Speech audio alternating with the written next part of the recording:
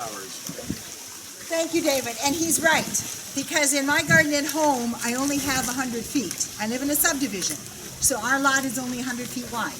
And I love it all, and that's part of the problem. Does someone ever ask you what is your favorite flower for sunshine? And how do you answer that? I mean, what do you say? Because there's so many. It's what's in bloom today. What's looking good today is my favorite today. Tomorrow might be different. And I think it's the same thing here. Make yourselves comfortable as we go along. We're going to look at some things here, and then I'm going to share some things that are not here, but that I enjoy. And 3 of you will take plants home at the end of the program. So we're hoping you enjoy the day here. Helichrysum petiolare. The first plant right here is this felty helichrysum. If you feel this, you'll want it. It has a real soft, fuzzy feel. And it's a wonderful container plant. They have used it to great effect here because it does not tolerate wet feet. So if you plant this, a container is a good spot, or a well-drained spot will do it well. We tried it last year in one of our project gardens. Some of you may know the Table Rock Project Office, which is in Branson. It's next to the Dewey Shore Visitor Center. By that office building is where our Master Gardener group has a project garden. And we tried this in the ground in some of those beds as an edger to sort of, come over the sidewalk last year. It was a total failure because those beds had a watering system and they had soaker hoses running through, and it got water all the time and it rotted off. So by July it was, if you use the right plant in the right place, as this is, it's beautiful. If you don't, you can have a failure. So very, very important when you're doing anything in the garden. Dichondra Silver Falls, another one that they're using to great effect here. This is Dichondra Silver Falls. It does this cascading, excellent for a container, excellent if you have a patio with a railing and you plant it to come over the railing. A beautiful plant. Again, that's an annual and will freeze. She's looking at this new planter here, and they've done some excellent combinations here also for the sun. Calibrachoa, sometimes called million bells, and I'm sure this is available from vendors up top. Make sure you pinch this when you plant it. If you buy a Calibrachoa, comes in a little pot like this, you'll find the sort of going like this. Pinch the ends.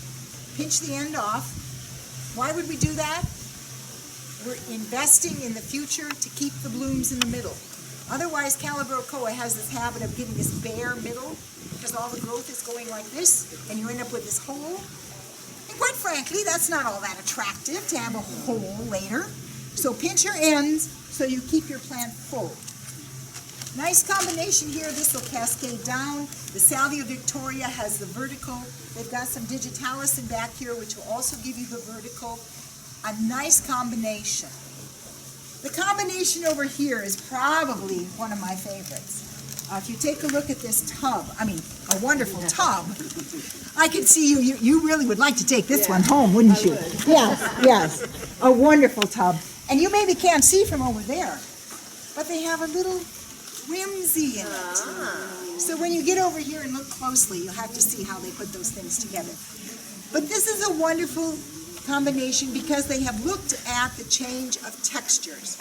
Look at the very, very double petunia and then the very lacy, very light euphorbia. A nice contrast of leaf size and texture. A little bit of the lobelia and the million bells going over the edge, and then the vertical again of the salvia.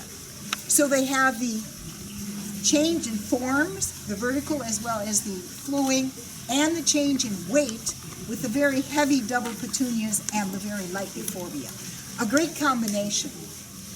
Now some people will say, well yes, but don't some of these things have a limited lifespan? And yes, the lobelia in here, for example, not very heat tolerant. Who's done lobelia? Yeah, a couple of you. It doesn't like heat.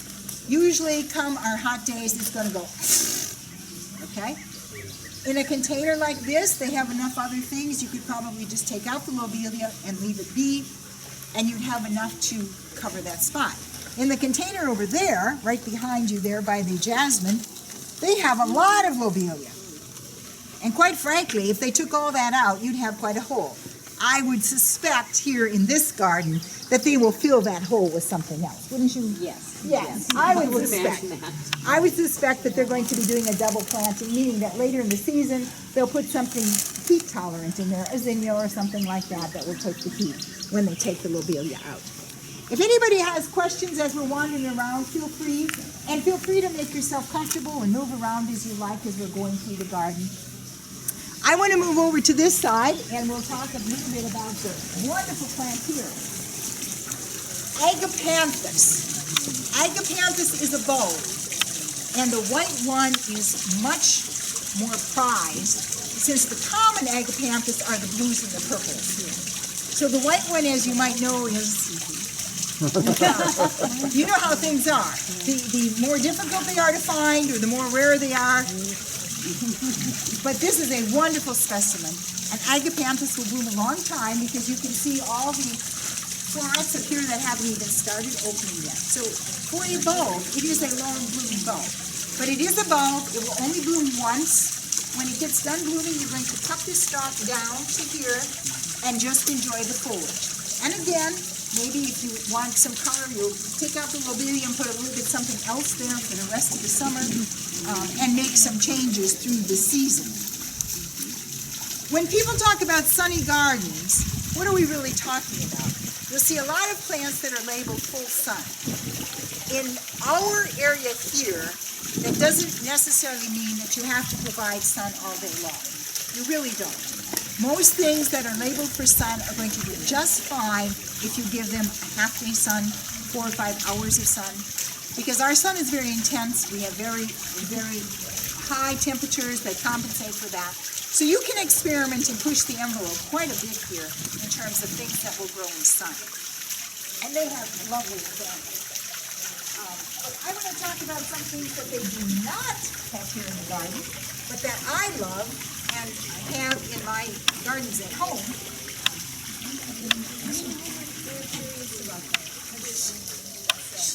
What does it remind you of?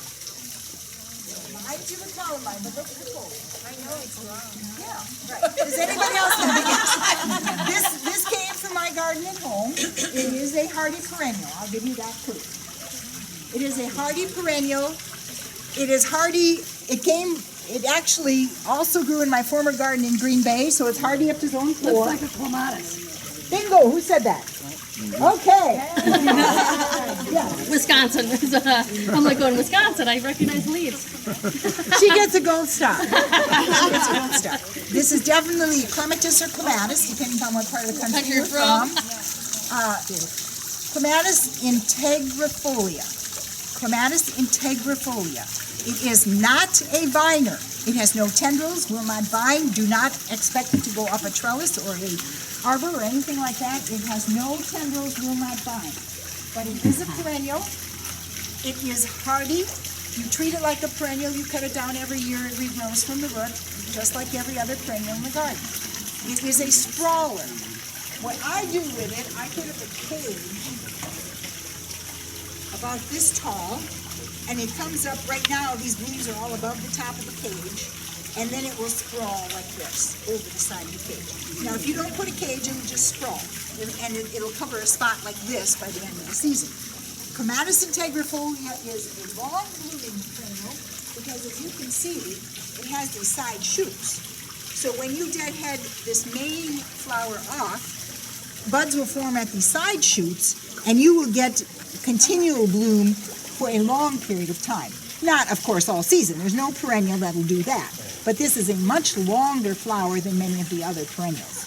Much longer. Can you keep it in the sun? Yes. Yes. You can have this in sun. You do need mulch.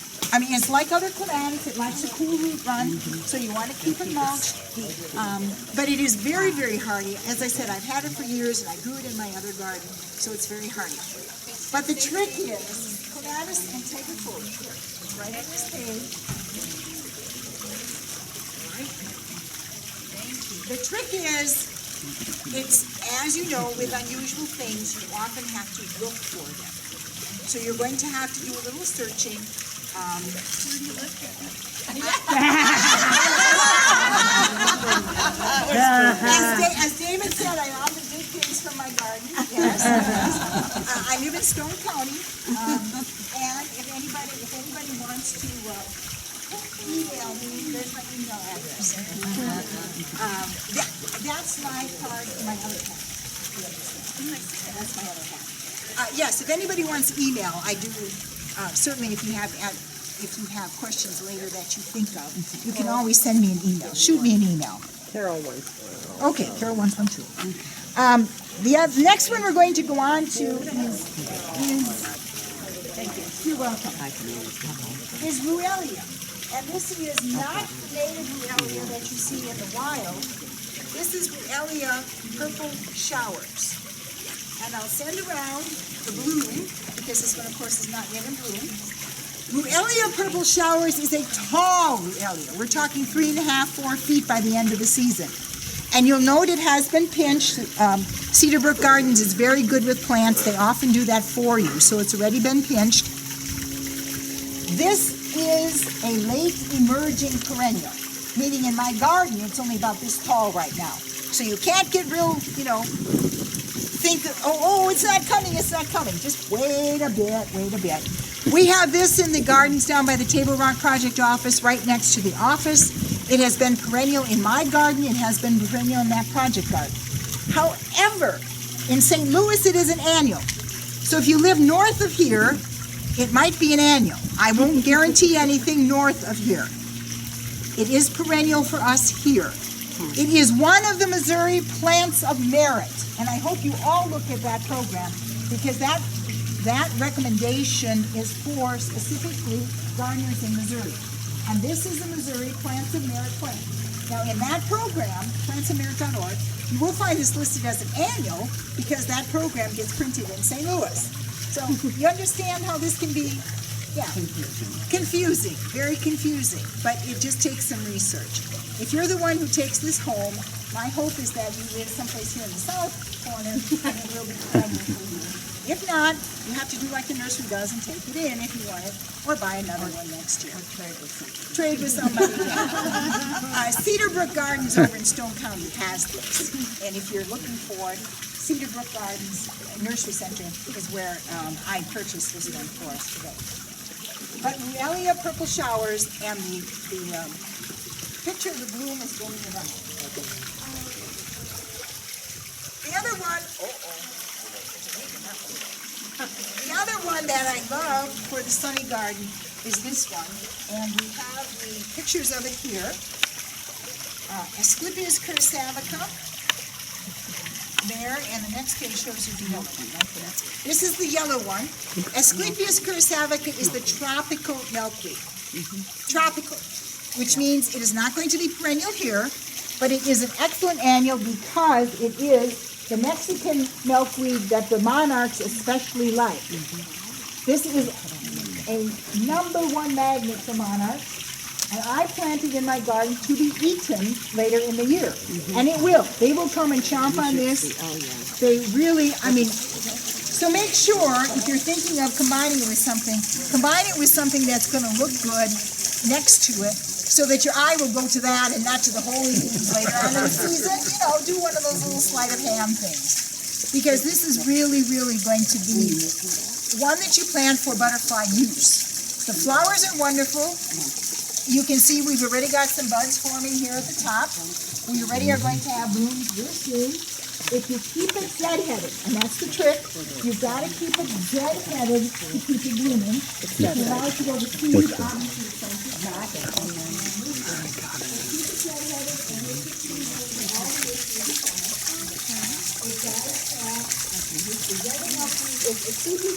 It's gold, which is dry. Here's a red one, so it's red.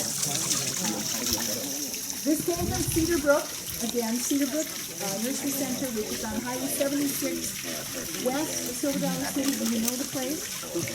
Are you from the local area? Springfield.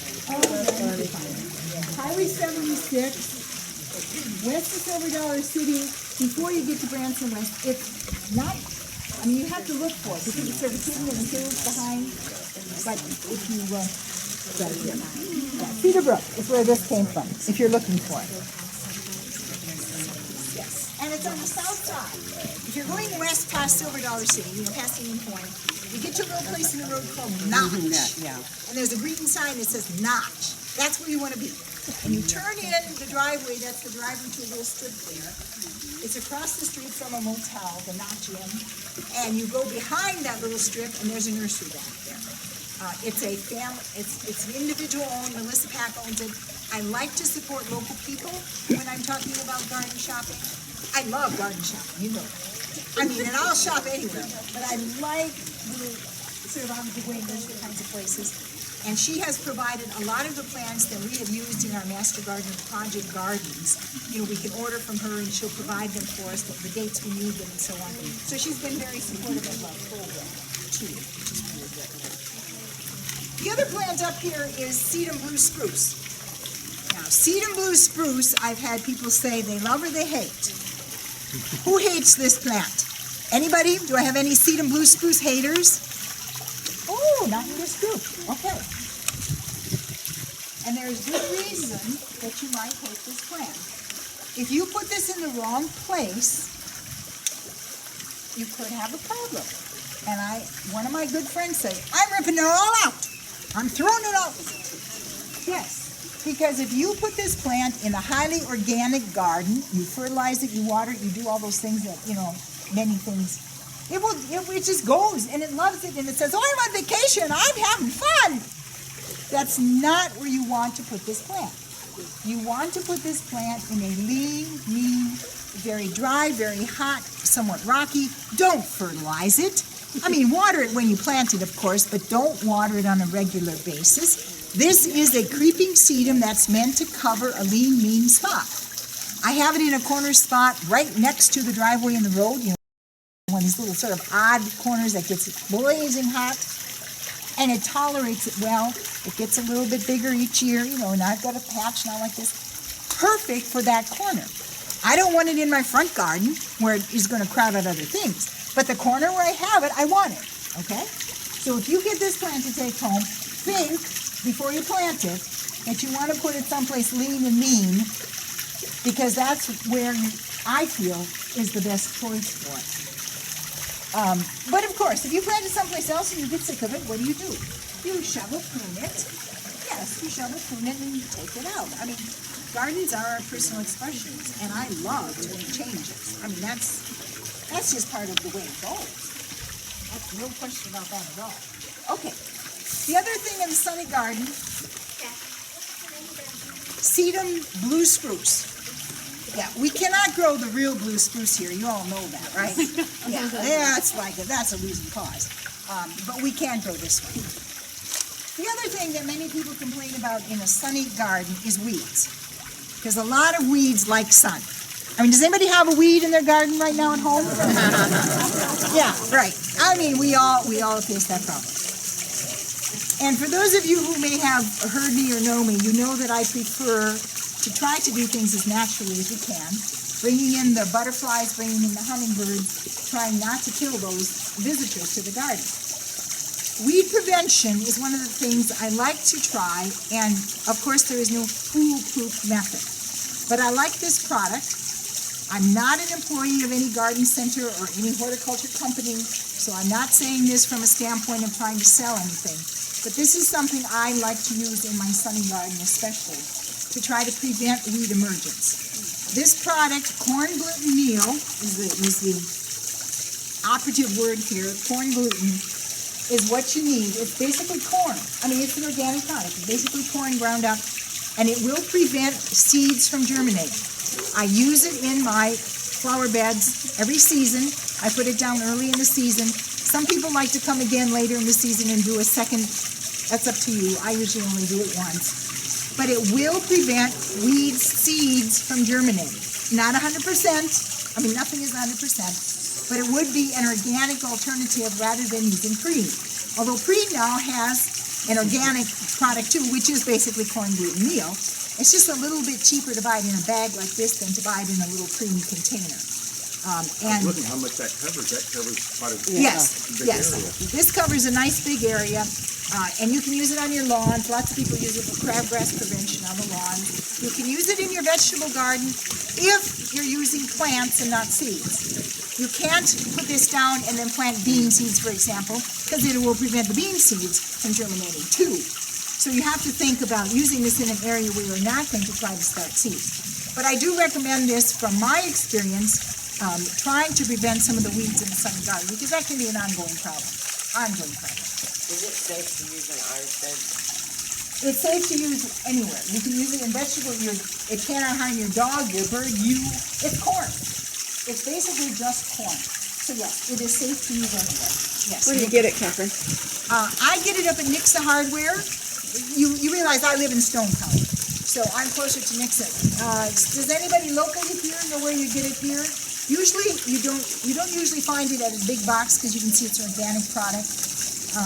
Anybody know a local source here in Cheney County? No. I haven't seen it at Home Depot. That's a problem with big box stores. You often can't find specialty things. Yeah, you often cannot find specialty things at big box stores. For those of you who like me, like a little bit of change in the garden, I would never recommend a totally perennial garden. I mean, we talk about perennials a lot. We've talked about many other things here. I don't recommend a totally perennial garden because I like to change things. Every year, I want to go out there and in a little spot have a different color. If I had a yellow last year, maybe this year I wanted orange. Or if I had a blue last year, maybe this year I wanted pink. You know, I want change each year. And I love the shopping. I told you that. I love shopping for plants. So I have to leave areas in my garden always for annuals. And this is one of the highly recommended annuals that I have done every year for I don't know how long, because it tolerates our heat, our drought, and it's probably one of the longest blooming annuals here. This is Angelonia. And Linda, if we can, you've got page 6. This is it right here. You can pass that around. It comes in pinks, purple, bicolors. It's basically Angel, O-N-I-A. Angel, O-N-I-A, Angelonia. And you can see this one is just about ready to bloom. This is how you would buy it at the nursery, you know, already in a pot like this. Spikes ready to bloom. You plant it out, it'll be blooming. It'll stay blooming all season if you keep them dead-headed like you do with annuals. Keep the spikes dead-headed when you're in the half. There's a side spike, it'll bloom all season. And this will not shiver with the heat. You know, like some of those, they just go when the heat comes like the lobelia does. This is heat tolerant, drought tolerant.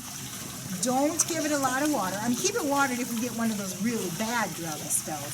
But otherwise, once this is in the ground and mulched well, it really is quite carefree and wonderful spiky look. I mean, so many annuals. Think of your million bells, your petunias. They all have this kind of growth. Your lantanas. This is wonderful with lantanas because lantanas have this mound and this has the spikes. This has the spikes. So again, thinking of combinations and putting complementary things together. You will notice where the gentleman is sitting on the corner here, they have some of the small Angelonia in the pot, regular petunias. They've done their petunias and then the spikes of Angelonia. I'm thinking that one is probably Serena. Serena is one of the shorter cultivars. Angel Face and Angel Mist are a little bit taller. So like other flowers, there are some different cultivars. But they come, as I said, in the whites, the pinks, the purples, or the bicolors. They don't come in the hot colors. Angelonia is the cool colored flowers, but very well with the purple petunias there. A nice choice, and those will go through the whole season. So we have some real good choices there. Okay, we're going to do some drawings now of Angelonia. Everybody see the Ruellia? Okay, good. Okay. You all got a number when you came down the steps, right? Everybody got a number. We're going to do some drawings. The Ruellia purple showers, the Asclepias cursavica, the silky gold milkweed, or the Sedum blue spruce. Who's going to get the first one? The number of the lucky winner is number 19. Who's number 19? Take a bag, and one of the three in the plastic container bags goes.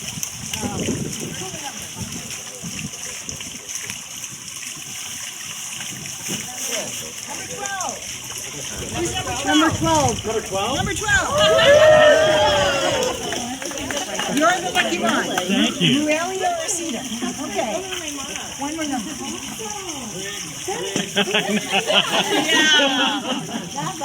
Number 9. Who's number 9? All right. All right. There's a bag for you. You got the Sedum. Put it in a lean spot. Right there. Okay. Now, as you're leaving, I do want to point out one other very unusual plant in this garden. How many of you have grown Gora? G-A-U-R-A. Okay, we've got Jane. You've done it. 2 of 3 of you. Okay. Gora is a wonderful plant for full sun. It's a low maintenance perennial. It will take our heat. It will bloom a long, long time. And we have 2 specimens up here in the garden. Right behind this gal, the pink Gora is blooming. It's just starting. It's got the red tip foliage, and then the little pink flowers, sort of butterfly-shaped flowers. That's the pink Gora. Right there in front of the strawberry jar, as you see on the corner, is the white Gora. Now that does not yet have any blooms open, but where Patrick is looking, that's the white Gora right there with the wands of flowers. Gora continues to bloom up the wand, which is why it blooms for a long, long time. The pink is bloomed on the other side. The whole wand blooms out, you cut that, and then you get side one, which is why it blooms for a long, long time. This is like Bacteria. It's a native plant with a very strong, almost wooden root. You don't need to deadhead it on seed. You don't need to divide it every couple of years. It's meant to be there for the long term. Very hardy. It does, however, not want to be treated and coddled. No, don't overwater it. Don't give it fertilizer. This is a native plant. So you have to think again, keep it fairly lean and mean, because it's another one where if you treat it too well, you can rot it out or have it disintegrate because it's super good. It's not one that needs a lot of good conditions. Some people tell me they like those kinds of plants because then when you go away for 2 weeks in August, they're still living and you can hold them. Where if you plant a fuchsia, after 2 weeks of being on about attention, it's not going to be there. So, right plant, right place, right conditions for you and your lifestyle is the second point. Not only do you have to choose in the beginning which plant goes where, but choose, given your lifestyle as a gardener, what matches and what you can handle for the course. I've loved chatting with you. If you have questions, I'm happy to address them. If you want my email, let me know. And make sure you go and see the Gora before you leave. Thanks so much. Thank you very much. Well, before we think about what to announce some changes, we've had our schedule changed because they had some mix-up. Let me tell you what the changes are so you can note them on your paper if you'd like. We're still going to lunch at 11:15. Please don't crowd the tables before then because there's